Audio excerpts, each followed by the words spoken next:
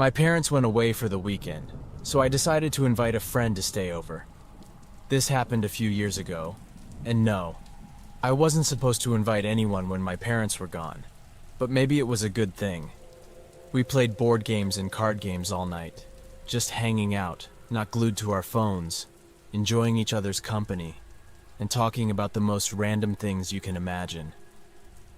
I guess I was 16 years old. Yes, I was only 16 years old. My friend was a year older than me, so she was 17. We weren't dating. She was just like a girlfriend to me, and her name was Hannah. I lived in a pretty nice house growing up. I won't lie. My mom is a doctor, and my dad runs a fairly successful pressure washing business. When I was an only child, so I was pretty spoiled. I guess you could say I always wanted a brother or sister, but my parents couldn't have children after me. They thought about adoption, but they never did it. Anyway, it was around 9 o'clock when Hannah arrived, and my parents had been gone for hours, so we were ready. My room was upstairs, and that's where we often hung out. When you left my room, straight ahead, there were stairs parallel to my bedroom. My room had its own private bathroom. Across the hallway, there was a large window that showed the entire back part of my house. I remember when I was very young, I always felt scared walking around, especially at night when I was alone in the house. We had a pretty large backyard with a pool, a play area, and a nice shed in the back, all surrounded by trees, and what I mean is a vast forest, maybe 3 hectares or more, so someone could really spy on us and we would never know. Of course, my parents had cameras, but there were many blind spots. The cameras were infrared, but you could only see shapes and maybe estimate the height of what they captured, but there were definitely no specific details at night from a distance. Anyway, I wanted to take a shower, so I did. Hannah hung out downstairs in the living room and waited.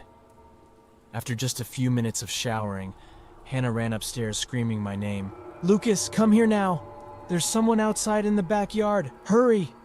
I put on my clothes so quickly and didn't even bother drying off. I put on my shoes and grabbed my gun, which was locked in my parents' safe in their bedroom. I closed all the curtains in the house and made sure all the windows on both doors were locked. We sat in my bedroom with my gun. She called the police, and I called my mom. The police were on their way. My parents were a few hours away, but they immediately stopped what they were doing and got here as fast as they could. I kept calling my mom the whole time, explaining what was happening. Then suddenly, we heard a window shatter. Hannah screamed and ran to my closet. I was the one with the gun, so I had to make sure we were safe, even though I was scared and my heart was pounding. I had to protect us. And at that moment, I knew what I had to do. I ran out of my room, and at the top of the stairs I yelled, "Hey, get out of here! The police are on their way, and I have a gun. If I see you, I'll shoot you." I heard a loud banging downstairs that sounded like it was coming from the kitchen. I heard hurried footsteps throughout the house as he searched each room one by one. He tried to break into my parents' safe, but failed. Luckily, it might have turned into a shootout if he was armed. That night, he took some valuable items belonging to my parents, like some expensive jewelry and a few other small items. He tried to flee shortly after, but the police arrived as he ran out. It all happened right before my eyes. One of the officers handcuffed him, and they took him away. Apparently, he had a warrant for his arrest for a separate case of burglary and armed robbery. Since then, my parents never let me stay alone at home, and I don't want to stay alone at home, at least not in that house.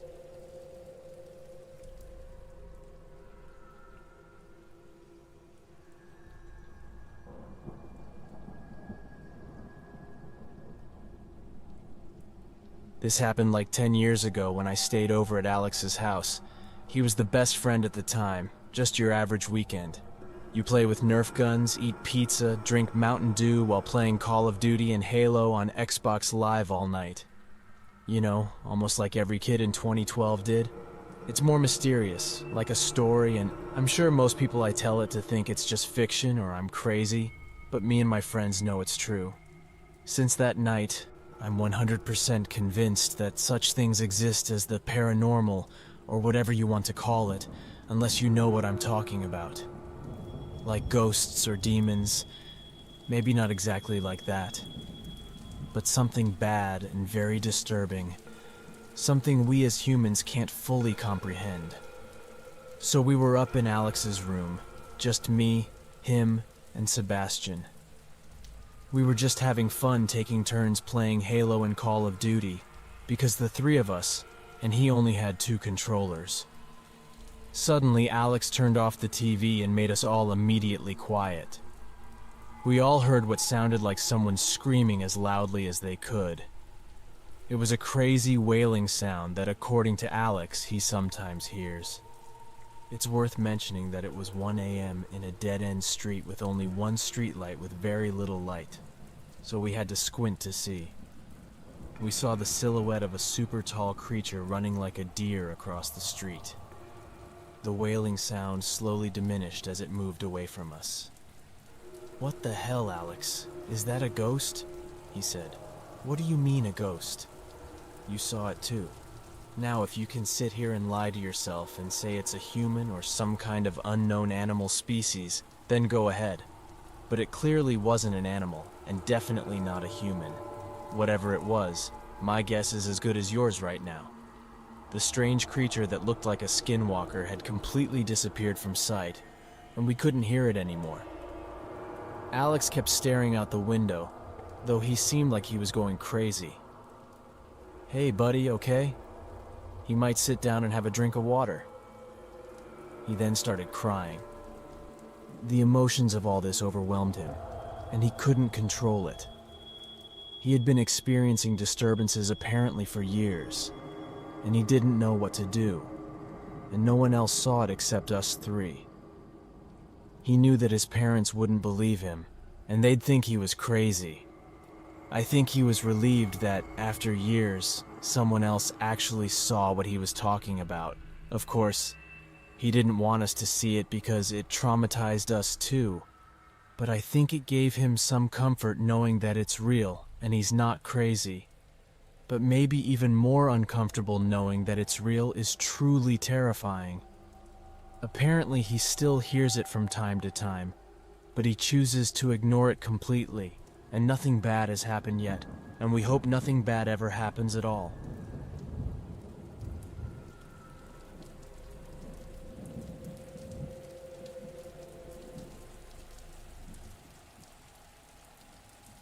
It was the summer of 2014, and I was 15 years old. I stayed over at my friend George's house that night. It was a regular occurrence, and I often stayed there sometimes more than 2 or 3 times a week during the summer. After all, he was my best friend, and we were still kids, so it was really normal. George and his parents had a lot of property behind their house, maybe about 7 to 8 hectares, maybe more. Honestly, they had a big shed, a cornfield, and some really cool trails in the woods that we usually visited. We'd ride our trail bikes and 4-wheelers. I felt like a bad friend for this, but I didn't even know it was his birthday when I arrived there. After people started showing up, more friends and family, I realized he told me that today was his birthday a few weeks ago. Oh man, I thought, I didn't get him a gift. I immediately apologized to him, and he took it very well. In fact, he told me that he didn't want a birthday gift from his friends this year. He didn't expect anything because of how good his parents had spoiled him this year, which made me feel better, but I still felt guilty. We did all the usual stuff you do for a 15-year-old's birthday party. We had cake, presents, and we kids spent time playing outside with the new airsoft guns he got for his birthday. He already had quite a collection, so we all had our own to play with. I won't go into too much detail, but we decided we wanted to make teams. It was me, George, and another team consisting of Evan, Scott, John, and Kyle. They had more people, but we had better guns. The essence of the game was to shoot them before they shot us, so we all ran around the trails in panic trying to take down the other team before they caught us.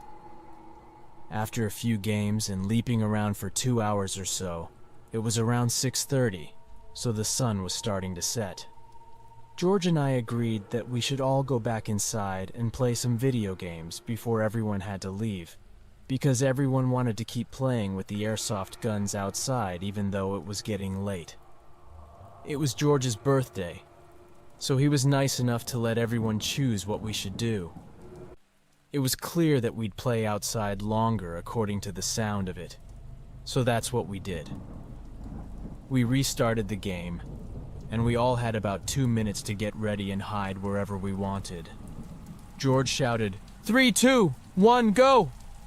This time George and I were alone. We had ventured quite far into the trails by now, and he instructed me to follow him further into the woods. We ran along the path towards the treehouse that had been built long ago. Are you sure they'll come back this far? I asked George. I mean, it's getting dark, and I doubt they'll think we'd go this far. Yeah, they might not, he said. But if they do, they won't be able to get us before we get them.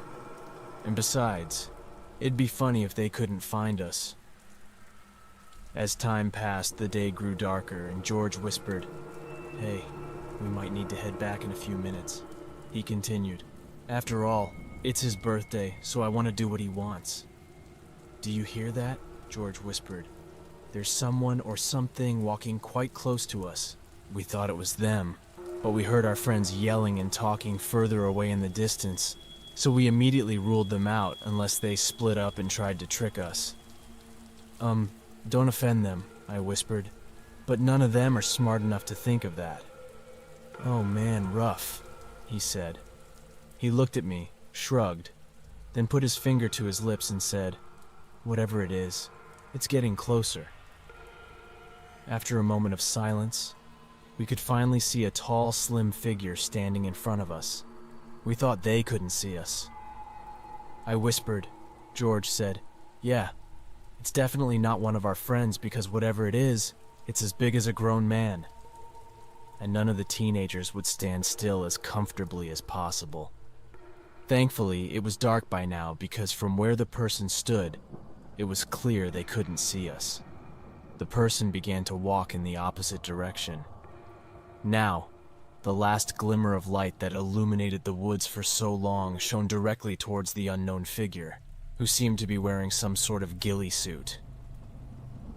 George didn't want to take any chances, and immediately jumped down after the strange figure disappeared. Are you crazy? I asked, but he insisted I follow him. So I did. I was scared, but I'd be even more frightened if I were alone, so that's why I went with him. We ran in a different direction from the usual path to get there. He said he knew a better way back home, through the cornfield that ran parallel to the trail we had taken. As soon as we jumped out of the treehouse, though the figure that looked like a ghillie suit we assumed was the strange man, heard us, and started running towards us. We had a little distance between us and him, and that was a good thing. We ran much faster because I didn't know what would happen to us or either of us if we weren't faster. We ran screaming all the way back.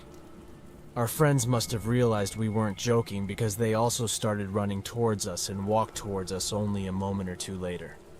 We all arrived in my backyard, and my dad would surely scold us because he ran out without wearing shoes at all to save us. George and I told him everything.